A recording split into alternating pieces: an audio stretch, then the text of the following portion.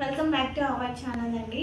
So ఏంటి video అంటే, so PP TET దగ్గరలో ఉంది కదా, సో ఎలా ప్రిపేర్ అవుతున్నారు అండ్ నేను ఇలా ప్రిపేర్ అవుతున్నాను అనేది మీతో షేర్ చేసుకోవాలని చెప్పేసి ఇంతవరకు నేను డిఎడ్ క్యాండిడేట్ని, నేను బిఎడ్ క్యాండిడేట్ని అన్నట్టు మీతో నుంచి ఎప్పుడూ షేర్ చేసుకోలేదు.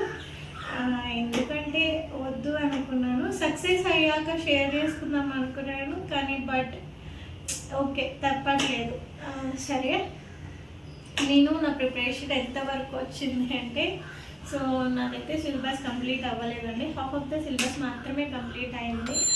అండ్ కంటిన్యూస్గా టెట్ మార్క్స్ రెడ్యూస్ అవ్వడం వల్ల నేను దాని మీద ఇంట్రెస్ట్, అంటే తర్వాతకు మార్క్స్ అనేది తగ్గుతూ వస్తూ ఉంటే ఇంట్రెస్ట్ రాదు కదా, సో అలా నేను కొంచెం కాన్సన్ట్రేషన్ తగ్గించాను.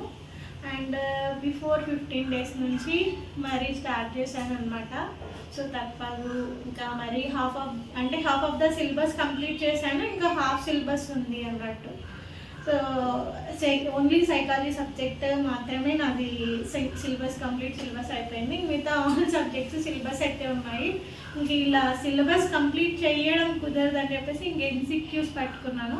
సో మీరు ఎలా ప్రిపేర్ అవుతున్నారు అనేది నాకు ఖచ్చితంగా కమెంట్ సెక్షన్లో కమెంట్ చేయండి. సో ఇప్పుడు నాకు లాస్ట్ ఫ్యూ డేస్ కదా, సో నేను సిలబస్ కంప్లీట్ అవ్వలేదు కదా, సో నేను ఇచ్చే సజెషన్ అక్కడ మీరేంటి అంటే, మీరు సక్సెస్ఫుల్ క్యాండిడేట్ అయితే సజెషన్స్ ఓకే అన్నట్టు అనుకోకండి.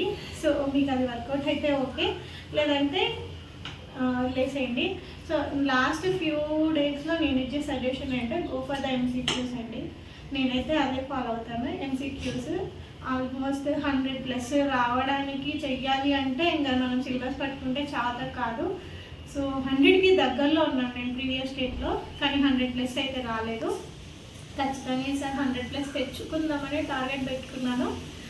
బట్ సమ్ డిస్టర్బెన్స్, అంటే పిల్లలకి బాగాలేకపోవడం వల్ల సమ్ డిస్టర్బెన్స్తో చదవలేకపోయాను. But again I restarted my studies. So మీరు ఎలా చదువుతున్నారు అనేది ఖచ్చితంగా కమెంట్ చేయండి. అండ్ నేనేమి లాస్ట్ ఫైనల్ స్టేజ్లో నేను ఫాలో అవుతాను అనేది ఆల్రెడీ చెప్పాను. అవును, MCQs మాత్రమే నేను ప్రిపేర్ అవుతాను లాస్ట్ 1 week, ఇంకా ఎగ్జామ్కి 1 week ఉంది అనగా. అండ్ ఎవరిని మంచిగా యూట్యూబ్లో కానీ అలా ఎవరిని ఫాలో అవుతానంటే, నేను ఒక పేజ్ మీకు సజెస్ట్ చేస్తానండి. ఉన్నీసా మేడం నా పేజ్ అయితే నేను ఖచ్చితంగా ఫాలో అవుతాను. ఆ మేడం చాలా బాగా ఎక్స్ప్లెయిన్ చేస్తుంది అండ్ మనం పెట్టిన కమెంట్స్కి వెంటనే రిప్లై ఇస్తుంది ఏదైనా డౌట్స్ ఉన్నప్పుడు. సో నాకు అది ఇష్టం అనమాట, అందుకే నేను ఆ మేడంని ఫాలో చేస్తూ ఉంటాను. అండ్ మేడం కూడా చాలా ఓపిక్గా డౌట్స్ క్లారిఫై చేస్తుంటుంది. సమ్టైమ్స్ నేను యాప్లో కూడా చార్జ్ చేస్తాను మేడము, ఎందుకంటే నేను ఆ మేడంకి ఎప్పుడు ఆన్లైన్ పర్చేసింగ్ వీడియో ఖచ్చితంగా ఒక కోర్స్ అయితే ఉంటుంది నాకు. టెట్ అన్నా కావచ్చు, సీటెట్ అన్నా కావచ్చు, లేదంటే ఇస్రో, KVS, ఆర్మీ ఇలాంటివన్నీ వస్తుంటాయి కదా, అలాంటివన్నీ నేను ఫాలో అవుతుంటాను ఆ మేడంని, యూనిసా మేడంని.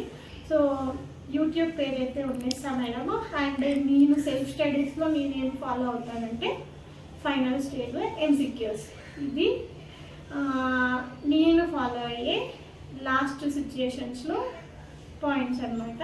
అంటే పాయింట్స్ అంటే కొన్ని జాగ్రత్తలు. సో మీరు ఎలా చదువుతున్నారు అనేది ఖచ్చితంగా కమెంట్ చేయండి. Thank you so much for watching. Bye.